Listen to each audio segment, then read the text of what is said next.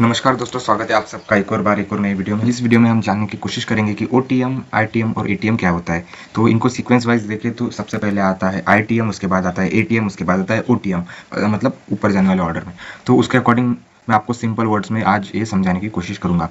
तो सबसे पहले हम देखेंगे कॉल साइड के लिए, मतलब आज मैं आपको कॉल साइड के लिए बताऊंगा, उसके बाद पुट साइड के लिए हम देखेंगे। तो सबसे पहले मैं आपको चार्ट में बता दूँ, ये देखिए आप चार्ट में तो दिखाई दिख रहा होगा। उसके अलावा ऑप्शन चेन में जाता है, ये निफ्टी का चार्ट, निफ्टी का ऑप्शन चेन है। और आपको दिख रहा होगा कि ये येलो साइड, ये भी येलो साइड, उसके बीच में जो होता है इनको कहते हैं एटीएम स्ट्राइक प्राइस, 250 और 300 वाली। और बाकी मैं एक सिंपली क्या करूँगा, ये 200 से लेकर 400 तक के बीच में जो 4 स्ट्राइक प्राइस आ रही है उनको मार्क कर दूंगा। और उसके बाद क्या करूँगा, आप देखिए एटीएम, ओटीएम और आईटीएम को मार्क कर दूंगा। तो सिंपली देखते हैं, मैंने कुछ मार्क करके रखा है वो मैं आपको दिखाता हूँ। तो ये देखिए मैंने ये मार्क करके रखा है, तो मैं वन बाय वन इनको एक्सप्लेन करता हूँ। तो ये जो देख रहा है आपको डब्बा, तो ये जोन बेसिकली बनाया है मैंने इसलिए कि आपको एटीएम स्ट्राइक प्राइस का पता चले। मतलब ये जो है ये एटीएम स्ट्राइक प्राइस है। रुक जाओ एक मिनट, हाँ हो गया बस। हाँ, तो आपको जो ये डब्बा दिख रहा है, तो ये बेसिकली क्या काम करता है कि ये नीचे वाला पार्ट है इसका 50 तक के गया है, मतलब 18,250, और ऊपर वाला गया है 18,300 तक के। तो मार्केट जो है 18,250 और 18,300 में फ्लक्चुएट कर रहा है। तो वो दोनों स्ट्राइक प्राइस हो जाएंगी हमारे लिए एटीएम, जो एट द मनी।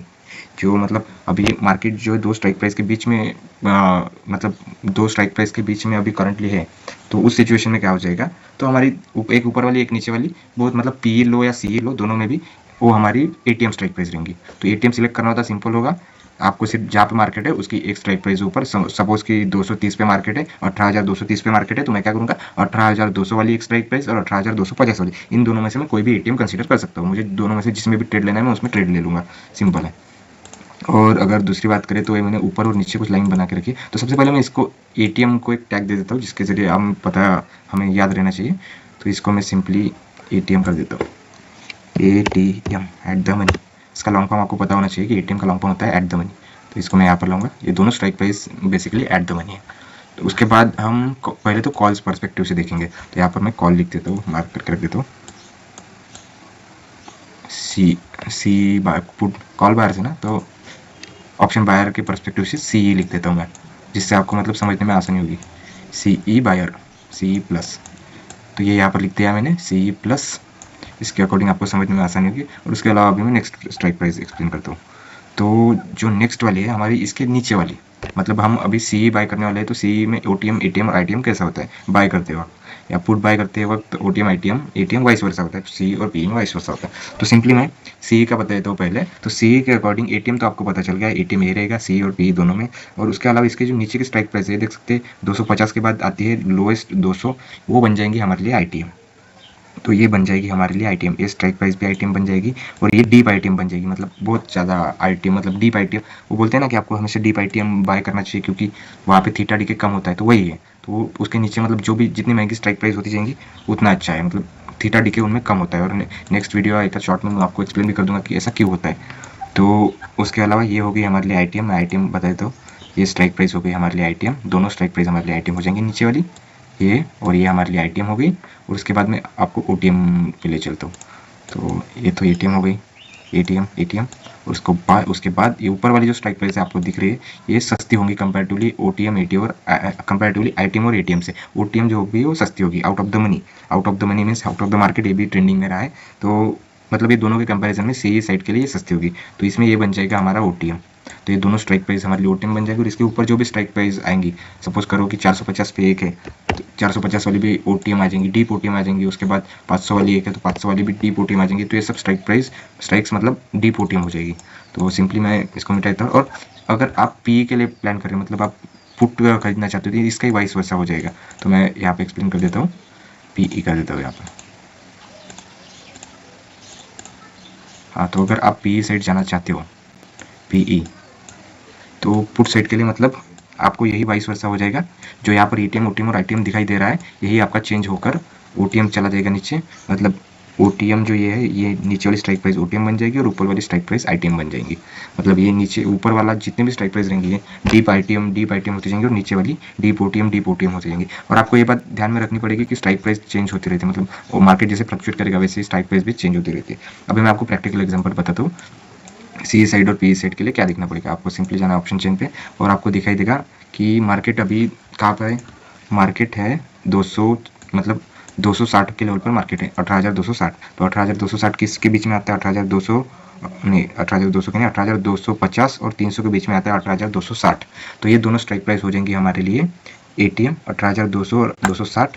तो हमारे लिए ATM कौन सी स्ट्राइक प्राइस हो जाएंगी? 18,250 और 18,260। 18,260 हो जाएंगी हमारे लिए ATM। तो ये हो जाएंगे हमारे लिए ATM, ये हो गई हमारे लिए ATM। उसके बाद वाली स्ट्राइक प्राइस जो भी आएंगी, मतलब ये तो सबसे पहले ATM हो जाएंगी, क्योंकि जहाँ पे मार्केट है उसके ऊपर वाली एक और नीचे वाली एक दोनों आपके लिए ATM हो जाएंगी।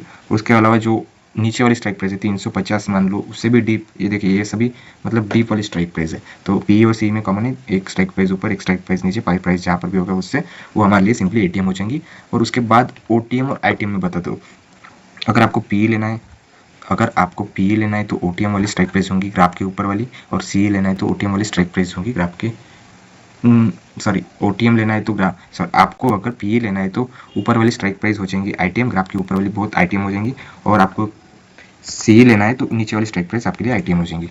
उसके अलावा ऑप्शन चेंज में बताऊँ तो आपको ये दिख रहा होगा कि लेफ्ट साइड पर 6 ये डाउन से अप जाते हुए मतलब स्ट्राइक प्राइस की वैल्यू LTP जो बढ़ रहा है।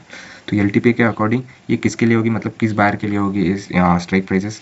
यहाँ पर सिंपली हम थोड़ा दिमाग लगा के देखते तो 18,200, 150, 18,200, 18,250, 18,300, मतलब स्ट्राइक प्राइस बढ़ रही है और ATM घट रहा है। डाउन ऊपर से नीचे जाए तो स्ट्राइक प्राइस तो बढ़ रही है लेकिन ATM घट रहा है। जो अपनी स्ट्राइक प्राइस है वो तो बढ़ रही है लेकिन आपका ग्राफ जो है बढ़ रहा है लेकिन स्ट्राइक प्राइस घट रही है।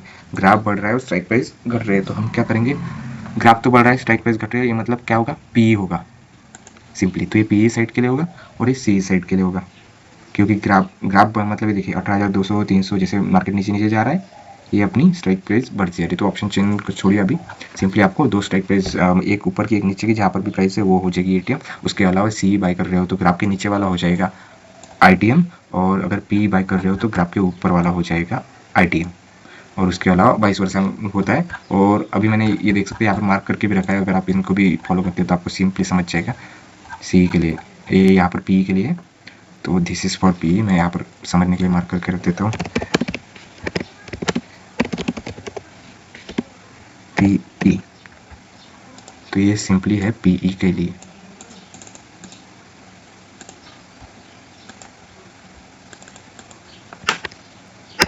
तो हो गया। धन्यवाद दोस्तों, लाइक सब्सक्राइब कर दीजिएगा। ये वीडियो अच्छा लगा हो तो सिंपल वर्ड्स में समझाने की कोशिश की है।